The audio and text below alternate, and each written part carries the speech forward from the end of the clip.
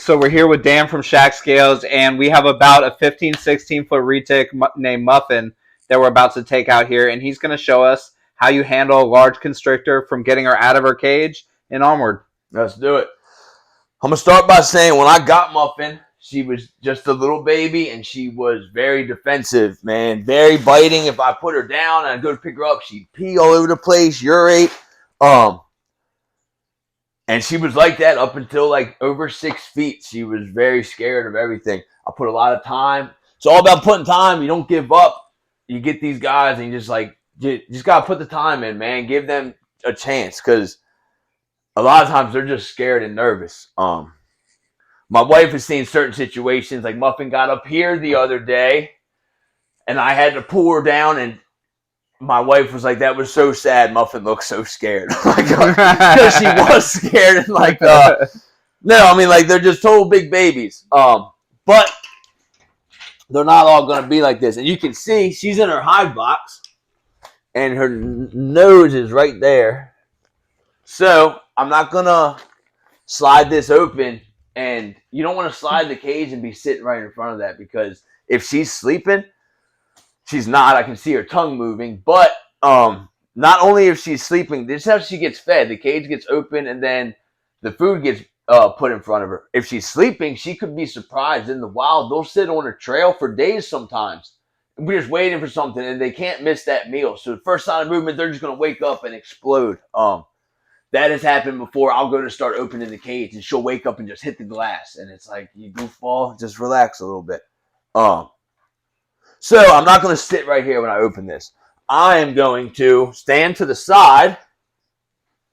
I got my hook in hand. This isn't to pick her up. This is simply an instrument to guide her and communicate. And if you tried to pick her up, it would hurt her, right? It would totally hurt. It would too much pressure. She is such a heavy snake. It would pinch her. That's not what this is for with the giant snake like that. Use this one like a rat snake. This would be great for a colubrid if you were scared of getting bit by like a crazy colubrid or something. Maybe even a carpet python, a hook like this. But no, you don't want to pick up a big snake. Could actually break the ribs, right? Yeah, it's a lot of. I mean, that's think about if you were laying over a fence. Yeah, a fence is pretty cool, and you're just laying over it. Like, that's going to hurt your ribs. That's a great analogy. And it's the same kind of deal, you know. So this is just to wake her up. Exactly. This is to just communicate with her. It's called tap training.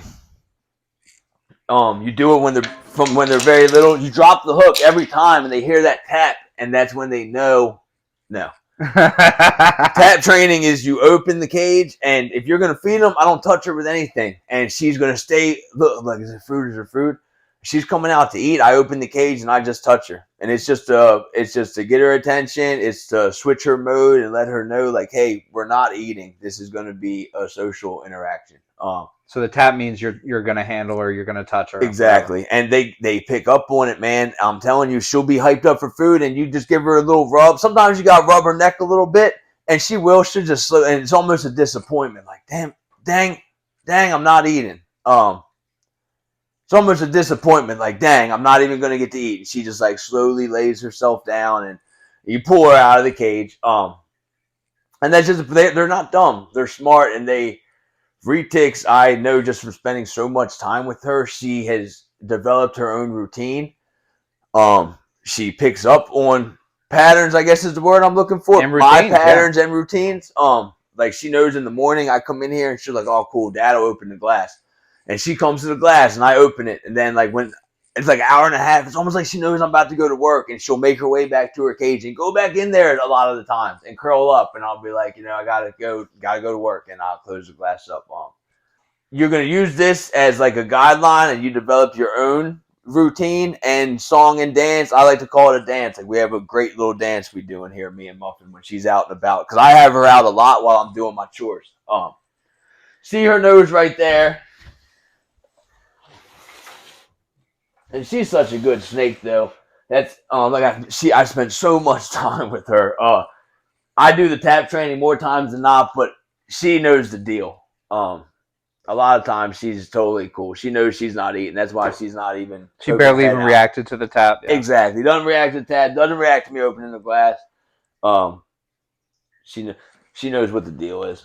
I also want to say I have a free roam rabbit inside who I pet multiple times a day, and I don't wash my hands afterwards. And Muffin knows that I am not the food. I bring the food. She's got to be, I don't know, man. She's got to be like 100 pounds. Yeah, I was thinking that. Like, that wasn't easy what Dan just did, pulling that tub out. No, it's not with that lip. That's what people forget getting these is they're physically a lot of work. Physically a lot of work, man. No, it's intense. So, I did mention like me and Muffin have our own thing going on, but I'm gonna be teaching you guys as if she's not my best friend.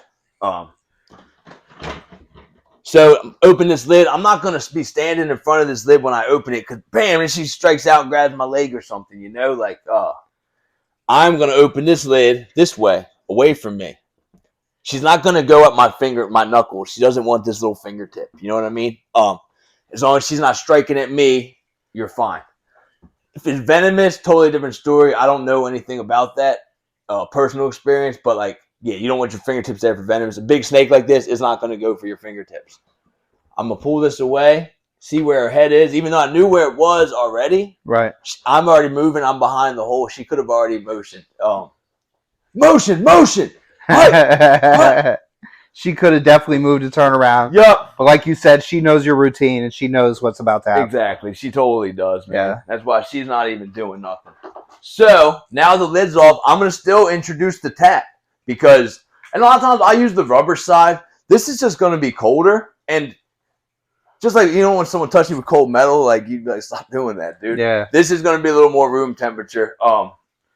It's softer too. Yep. And it doesn't have to be on the head. I just touched her on her head earlier because that was the best thing I could do. Now, right here, I'll just touch her right here. Okay. Just give her a little rub on her body. This can be a great shield. If she were to want to be defensive and turn and strike at me, they are pretty accurate, but also not. So she's a good chance she'd bounce into this at some point and it's going to throw off her strike. And you can put it in a straight line between you and her. Exactly. Right? Yep. She could, if she wanted to jump and turn, she would jump, turn to bite, and like, you know, a coil would hit this. Not saying her mouth would hit it, but something would throw her off. You wouldn't take a full force bite. Exactly. Yeah.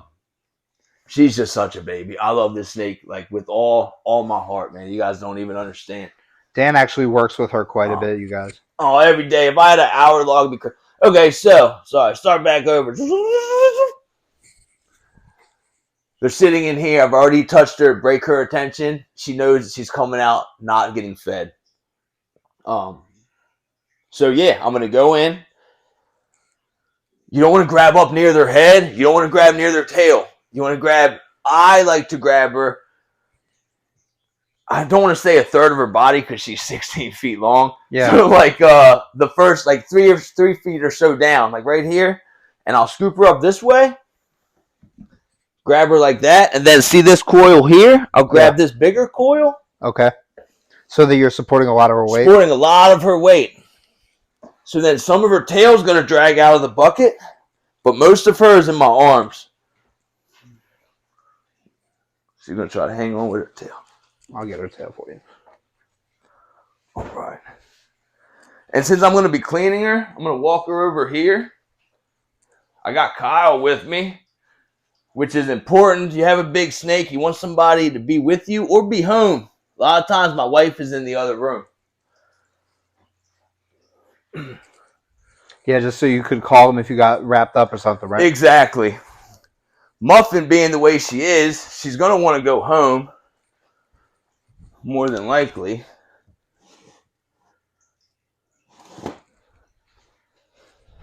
But hopefully she just stays out here while I clean the cage. I can show you guys how I do that real quick while I have a big snake out, because I do this a lot of times by myself with my wife in the house, like I said. So she's trying to go back here.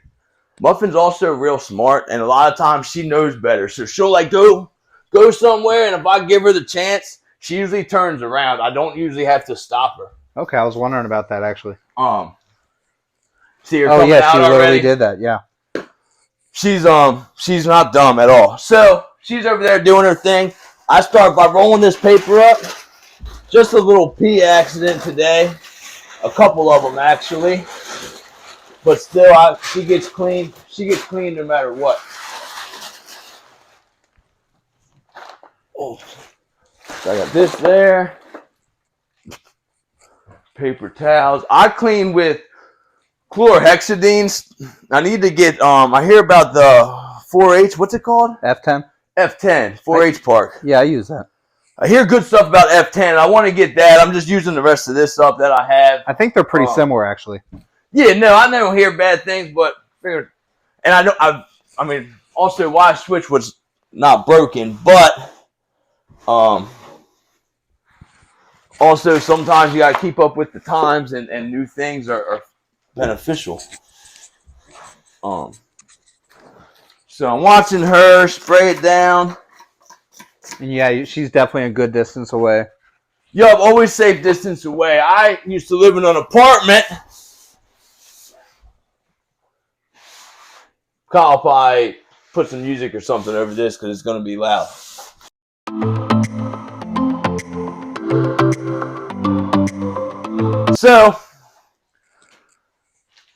So I do have a free roam iguana. Usually she's up top. Right now she's down bottom. Underneath this thing, she went back there to sleep. And, I mean, show must go on, you know. I'm very close monitoring all my guys. Opal is, if she's moving that day, she gets put inside. A lot of times, though, she's just sitting still and basking. Today, she's sleeping back there. Muffin's too close. I don't think she's really tracking her down, but too close for my comfort. So I'm just picking her up. But what's annoying about that is these guys are so persistent. I'm already out of breath just trying to hold this behemoth. They're trying to go somewhere and you pull them away. Boom, she beelines back like with a vengeance. Like, I'm going over there, dude. And you go get her again, she'll just do the same thing. So sometimes you got to goof with them.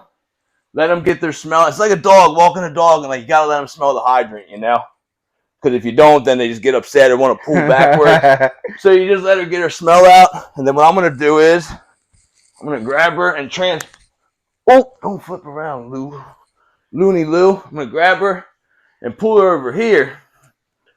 Even though I'm cleaning over this way, and she'll probably beeline.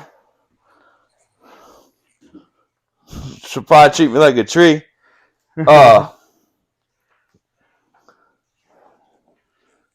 Nope, she's going to goof off somewhere else, which is totally fine. Sometimes she'll just beeline right back to where you drag her from. Even if it's the other end of the room, it's crazy. Back to wiping this out.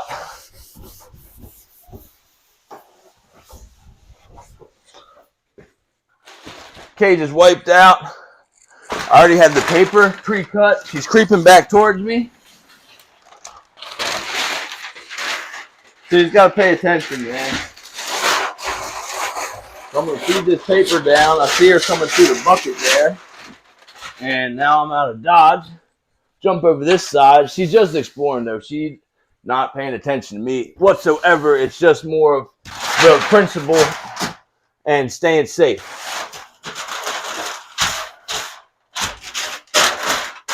So now she's too close. I can see her past this trash can. She's too close for me to do the paper thing where I split this down the side. I can do this one because I got eyes on her. She's just exploring, but I'm not going to reach in the back of the cage to do that one while her head is right here. But, I don't know, she's going that way. She looks like she's actually trying to go back in the cage, right? Yeah, she is, man. No, she's ready to go back. She's a good snake. Just go the other way, okay? Can you for a second? Just for a second.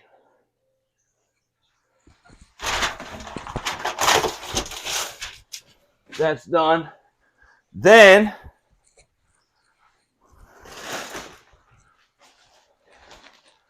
I take cypress mulch and just a few handfuls throughout. Just sprinkle it around, give her texture on her stomach. It helps absorb some of the pee when she does go to the bathroom. Gives her something to smell. Like I think paper's great, but it's also like you got to give them something too. mental I feel stimulation, like. right? Yeah, something, man. And she gets cleaned multiple times a week, so it's just always a different handful of mulch goes in there. Then we didn't talk about this. I just put this together. Got some like real wet dirt in there and some moss. She's like smushes it all down because she's so big. It looks like cow poop, but but it's not. It's a humid hide. Yup, just her little humid box, and she freaking loves it. That's great because a lot of people don't give these big retics a human hide, and then they have really bad sheds. So I think a lot of times she moves around because she wants. She's trying to find a place to hide, and there was no place to hide in there. Yeah. So it's like I don't want to come out of the cage, dude. I want to tuck away somewhere tight. She's multiple times. Do you want to go in there? So now you're all done cleaning, and you're just gonna put her back, right? Yup. Nope. She came out of the bucket. You know, she did some exploring.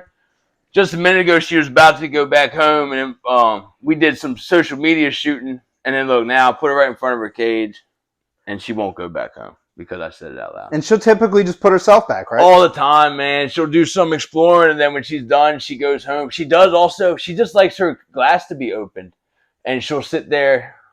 Hey, baby. There you go. She'll sit there. She likes her glass to be open, and she sits just with her chin out. And I think she just likes a little bit of airflow. Just like you like your windows open when it's springtime. You know what I mean? Dude, they're not. We all have. They have. It's laid in their bodies different, but they have like kidneys and hearts and intestines and stomachs. This is an organism. And a brain. It's no reproductive organs. Like same as we have all that stuff. We're just a different species. A different total genre. I mean, everything. Totally different in the animal kingdom, but we're still a living organism. So she just likes all that stuff, man. She likes a little bit of airflow in her cage. She likes to come out. She likes the new smells. So as I saw when we were doing the social media videos, if she doesn't want to go somewhere, she's pretty much not going to, right? No, she's not. So you kind of just gently guide these guys, right? Yeah, you got to work with them. I mean, I'll be honest. There's some times I'm in here and I'm like, come on, Muffin. Because like, she's so heavy. And if she's got her mind made up, like, this is where I'm going. And I'll be like trying to get her to do something. And she's like, nope. And I'll be like, you got to work with me. Like, and we'll be in here. I'm screaming. And she's just like, doo, doo, doo, tongue flicking around. And it makes me nuts. But she's 100 pounds of muscle. Yeah. Who's going to do what she wants to do. And smart muscle at that. What would you tell someone who wants to get into retics? Man, I'm going to be honest. It's not for everybody. You got to be committed. A lot of people, I think, don't want to dedicate their time to something else. And like I said, she's got to be clean daily. And she doesn't always want to go home either. Like, sometimes she wants to stay out and explore, and like, that's not okay either, because then they're so strong, they'll push on this glass, they can break their teeth, and then now you got a gum infection because you didn't want to exercise your snake. So like, it's a lot goes into it, man. And like, you gotta, if they ask for the exercise, you gotta give it to them. Same thing. Their pee has a pretty strong ammonia smell, and it's so often they can get respiratory sickness from that. So it is a lot, but it's very rewarding. It's so cool. I think it's like, I look at her all the time and just think like, that is so cool. Like, look how cool and giant a snake, because it is the same. I was talking about anatomy earlier. She's the same as a baby corn snake, but she's just that big. It's like one of those things you put in the water and it expands 10 times the size and whatnot. So it's very rewarding, but it's so much work. It's a lot of work, a lot of hours I put in with her. But that's also, this is my life. This is what I love to do. So if it is what you love to do, I say, I'm getting a second one. Monkey's out of the barrel. Pandora doesn't go back in the box. It only comes out, man. You heard it here first. You heard it here first. I'm getting a second one. It's like a 12-footer from a buddy who's rehoming it. And I thought about it a lot, and I was like, this is my Muffin is like, I love her so much. And all these snakes I love very much, but like, never had a bond like I had with her, and it's very dog-like, and I'm excited to have another animal where I feel the same way. Well, What do you think? Would you compare this? How would you compare this to having a dog, as Very far as the amount of similar. work? Very similar. Dog, you should, if you're not, you should be walking your dog if you don't have a fenced in yard once a day. Like I said, she's got to be cleaned often, once a day. Very similar to taking your dog on a walk. Fresh water, socialization is key because they're going to get so big. It is important for her to feel safe because a nervous big snake that has no interaction and is nervous about stuff could be very potentially dangerous. Not, I don't want to say life threatening because that just sounds dramatic, and even though it is possible, it's not probable, I guess is the way to put it. It's not common. Nobody has ever been eaten in captivity by a giant snake. People have died, and it's usually user error, having it around your neck, and they're just holding on, and you can't breathe now because they are so strong, and them just wanting to not fall down because they're big, scared babies, and they're scared to fall. They'll cut your air off. It's usually things like that where people wind up passing away dealing with these guys. But still, you don't want to jump. You don't want a jumpy Great Dane either. You It's know like having a big dog, exactly like a big dog, real big big dogs. dog. Yeah. So no, I think it's awesome, and if you can house it, and you got to be focused, man, because like if we couldn't get this garage to put a big cage in, I couldn't have a bedroom size snake room with the cage big enough for Muffin. And Dan is actually building. This is a big 8-foot cage, which is pretty much, I would say, the industry standard for a retic of his size right now. But Dan is actually building what, an 8x8x6? Yes, sir. So a massive cage for her, to even upgrade her even more, because you guys see how smart she is. You see how much she moves around. And Dan is really doing what's right for his animals. So he is actually building a really big cage. It's in construction right now for Muffin. And this is going to be really awesome when it's finished. I even think once she's in here, she is so routine with me and her, like, hey, let me out. Even her being in here, she's gonna want to come out on the regular. For sure. She'll have a lot more space to roam while I'm at work, and she's like fishing to move around. Put some shelves in here. She likes to be high, but I can't let her climb on stuff because obvious reasons, man. Pulling out cables, knocking down thermostats and whatnot. So like this, she'll be able to, live a better life, man. Because she is like Kyle mentioned, she is so smart, and I think all the big snakes deserve something big enough, man. That's about bedroom size for a lot of kids. I feel like townhouse bedroom, and I feel like that should be kind of minimum. Townhouse bedrooms. I feel like let's aim for that. Dan and I have talked about this, and keeping a retic is a big commitment, but you should always want to do the best for your animal. And he's really striving to do that, you guys. So he's a great example of keeping a retic. Even with her in a smaller cage, that's why I just try to bring her out all the time. Make it like, this is just your bedroom, Muffin. You got to go to bed sometimes. Sometimes people keep their dogs in kennels while they're at work, and then they get home from work, dog gets to come out. Same thing.